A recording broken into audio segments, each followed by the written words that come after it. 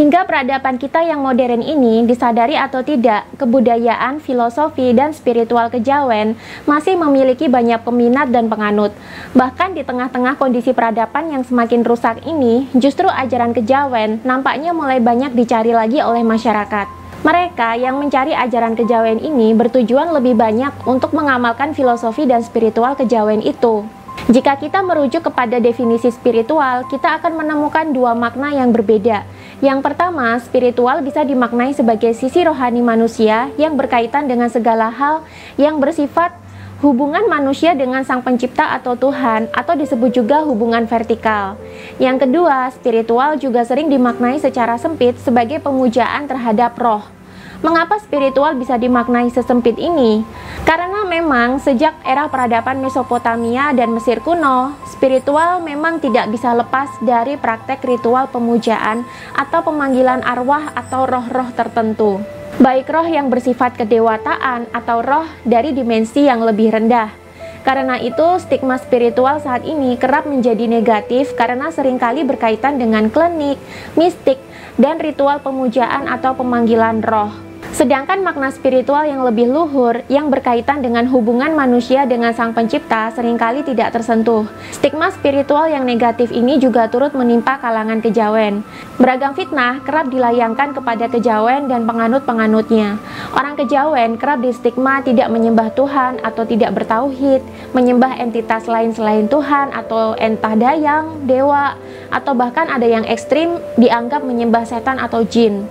Kejawen juga kerap difitnah sebagai ajaran sesat dan bisa membawa manusia kepada kemusyrikan. Tapi, apakah stigma-stigma negatif itu benar? Sebenarnya, seperti apakah sih rupa kejawen sebenarnya, sehingga banyak masyarakat yang masih berpikir buruk terhadap kejawen? Apakah benar kejawen itu aliran sesat penyembah jin atau setan, sehingga harus dimusnahkan dan diganti dengan agama-agama baru?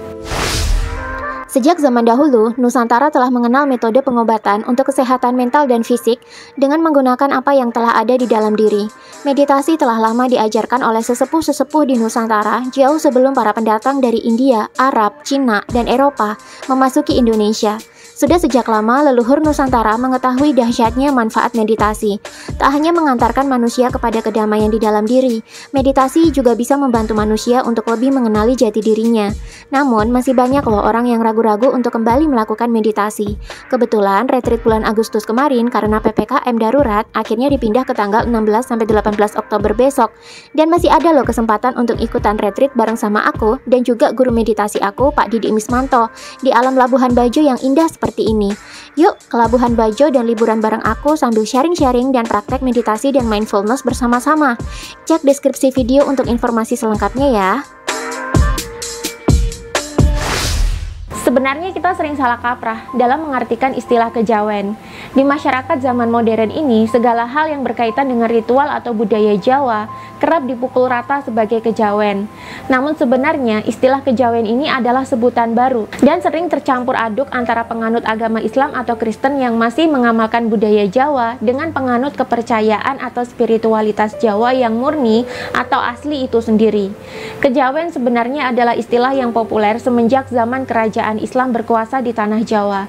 Istilah ini mulai populer sejak agama Islam gencar disiarkan oleh wali-wali di Jawa.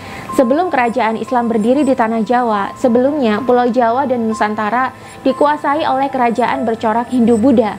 Kerajaan Hindu-Buddha ini menganut agama Shiwa-Buddha, yakni sinkretisme antara agama Hindu-Shiwa dengan agama Buddha Mahayana atau Buddha Tantrayana. Tapi untuk kebudayaan di masyarakatnya masih banyak yang menggunakan kebudayaan Jawa kuno yang asli dari Pulau Jawa.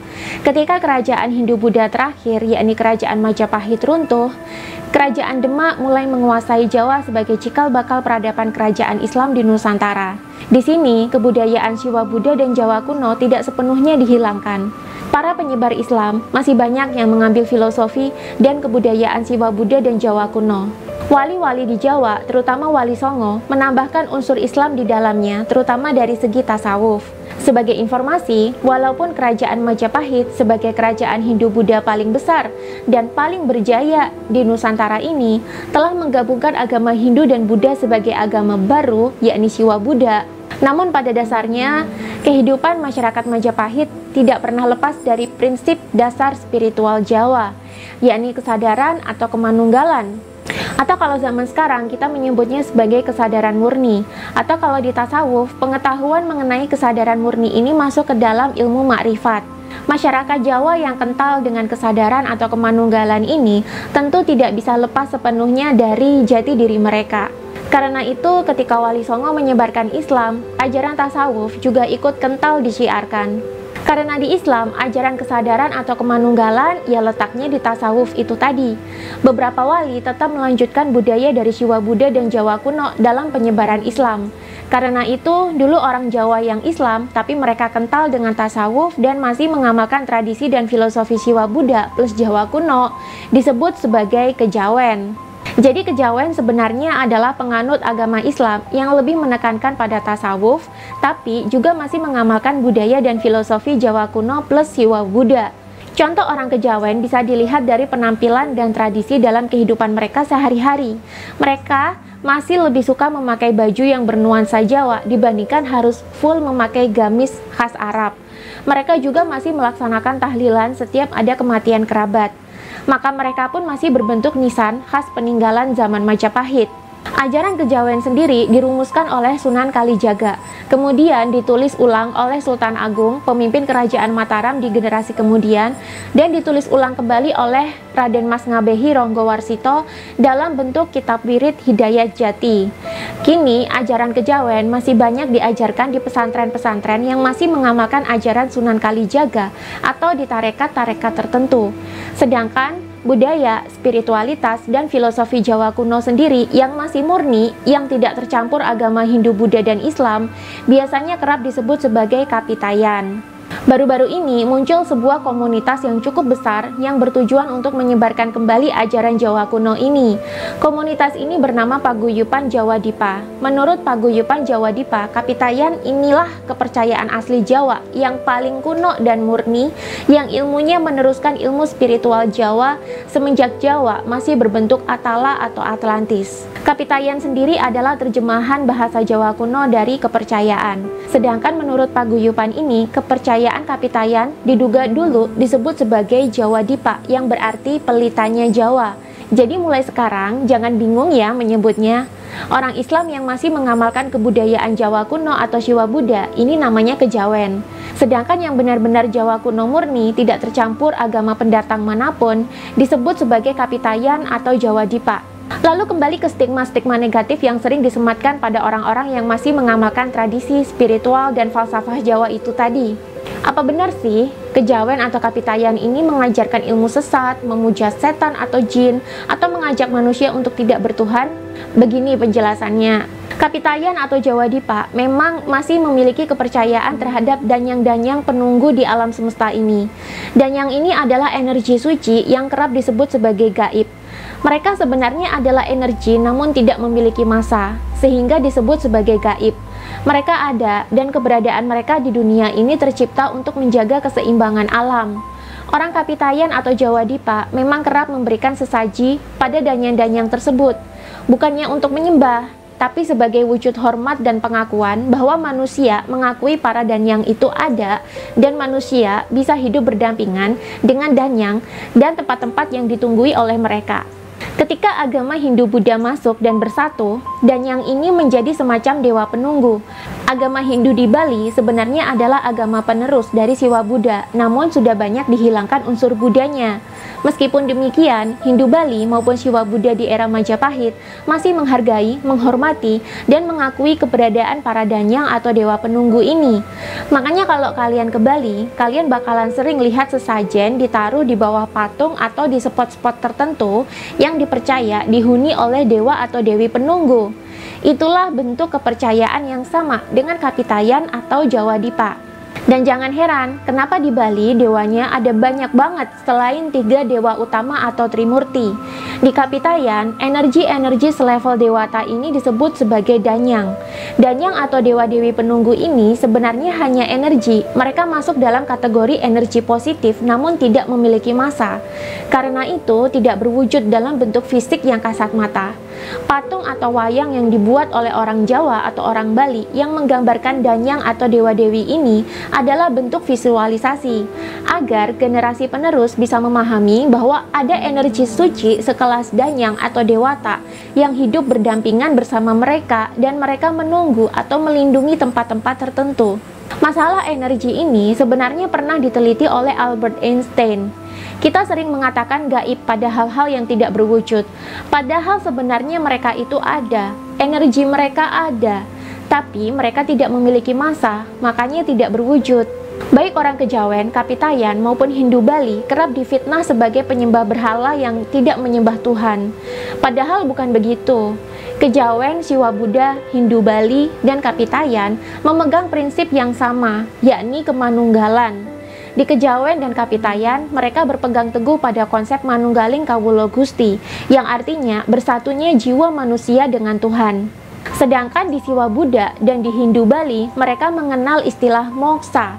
Moksa artinya jiwa manusia lepas dari segala keterikatan duniawi dan jiwa manusia atau Atman menyatu dengan jiwa Tuhan atau Brahman. Secara esensi sama dengan konsep manunggaling kawula Gusti. Dan menariknya, baik Kapitayan, Siwa Buddha, Hindu Bali, dan agama Buddha itu sendiri semuanya mengenal konsep moksa. Dan ini benar-benar menjadi pencapaian spiritual tertinggi manusia. Jadi keliru kalau Kejawen atau Kapitayan atau Hindu Bali itu tidak bertuhan. Cara mereka dalam menyebut Tuhan memang berbeda, tapi mereka semua sadar bahwa Tuhan itu sebenarnya hanyalah satu dan tidak bisa digambarkan serta tidak bisa dibayangkan. Masalah danyang atau dewata itu sebenarnya adalah energi yang berasal dari Tuhan yang menjadi sebagian perwujudan sifat-sifat Tuhan di dunia. Bahkan sejak semula orang Jawa itu telah bertauhid. Mereka telah paham dan berserah diri pada Tuhan yang satu. Bahkan sebelum Hindu, Buddha, Islam, dan Kristen memasuki Nusantara, mereka telah manunggal dan berserah diri total kepada Tuhan, Sang Pencipta alam semesta dan kehidupan ini. Lalu kenapa sih orang Kejawen atau Kapitayan, bahkan Hindu Bali, kerap distigma sebagai dukun atau ajaran mistik atau klinik? Ajaran mistik atau klinik memang tidak bisa lepas dari dunia spiritual, baik di Nusantara, Timur Tengah, Eropa, Afrika, Amerika, Asia, bahkan Australia sekalipun. Bentuk ritual klinik atau mistik ini tak lepas dari kehidupan spiritual manusia. Cara manusia mencapai pencerahan atau kesadaran murni atau manunggaling kawula Gusti, secara filosofi memang ada dua jalan yang sangat berbeda dan ekstrim. Satunya terkesan positif, satunya terkesan negatif. Di ajaran Jawa kuno, yakni Kapitayan atau Jawa Dipa, ada laku spiritual yang dinamakan tarak dan taruk. Tarak ini adalah laku kehidupan yang berbentuk mengendalikan seluruh hawa nafsu agar manusia bisa lepas dari segala keterikatan duniawi, sehingga bisa manunggal dengan Sang Gusti atau Tuhan.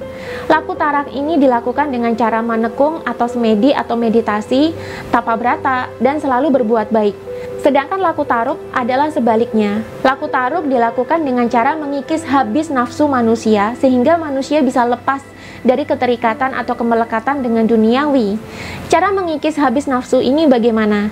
Ya dengan menuruti nafsu itu sampai kita jenuh. Karena manusia pada dasarnya bila dia sudah jenuh dengan nafsunya, maka ia akan kembali menjadi manusia yang nol atau tidak terikat, pasrah, legowo, tawakal, dan berserah pada Sang Pencipta. Di Islam, laku tarak dijalankan manusia dengan menjalankan hukum fikih, sedangkan laku taruk masuk ke dalam ajaran tasawuf. Makanya kalau kalian ikut tarekat, jangan kaget kalau disuruh wiritan di kuburan, mandi kembang, dan masih banyak lagi ritual aneh-aneh dan mistik yang berfungsi untuk mengikis habis nafsu manusia. Di ajaran Nusantara kuno yang dituliskan dalam buku Tantra karangan Iketut Sandika, laku tarak ini disebut sebagai Tantra kanan atau Tantra yoga. Sedangkan laku taruk disebut dengan tantra kiri. Di Bali, laku tarak ini disebut sebagai panengen, sedangkan laku taruk ini disebut sebagai pangiwa. Bagaimana lebih detailnya tentang laku tarak atau tantra kanan dengan laku taruk atau tantra kiri ini? Secara filosofi, penjelasannya masih panjang. Dan ternyata laku tantra ini juga dilakukan oleh banyak secret society seperti Illuminati, Freemason, dan masih banyak lagi. Mungkin kita bisa bahas kapan-kapan di video selanjutnya.